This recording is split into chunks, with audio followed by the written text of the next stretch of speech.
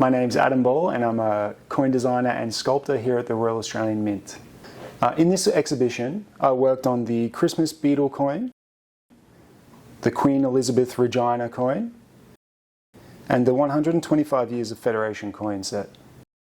When I get given the design brief, I have to go away and obviously get inspired to create the coin. So I get into a lot of research and also bouncing ideas around the team. I start to draw and concept and come up with some nice ideas. That idea goes around to different people and gets refined. So it's not just me in isolation, it's lots of different people helping out.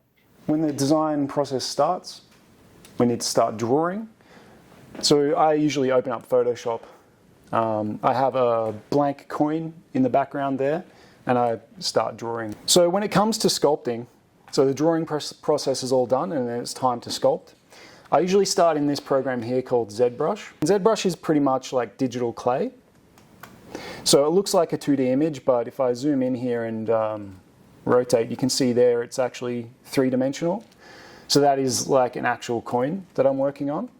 So obviously a coin has height to it, not just X and Y, but also a Z axis. I can start sculpting. And this looks 2D, looking at it from front on. But in actual fact, as I'm drawing here, it's building up and creating relief. There's a part of coin design where it has to be representative of Australia, tell a story.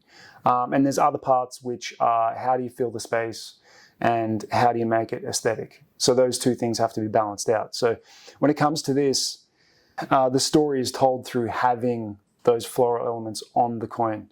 And then the positioning of them isn't really telling much of that story, but it's more aesthetics. With this coin, the floral elements are actually quite important because if I was to take away the floral elements on this coin, you wouldn't know, like, is it from Australia? Is it from Great Britain? Which country does this come from? But we've got here the wattle to represent Australia, and then the lily of the valley to represent Her Majesty's favourite flower.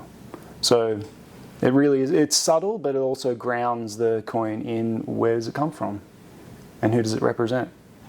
So if you were to reach out and touch the plaster, you're going to feel what the coin designer is trying to convey. What you'll feel is the artist is trying to convey the form and the textures. So if you run your fingers over it, you'll feel how does this cheekbone work and then this eye, or how does this texture of the fur feel.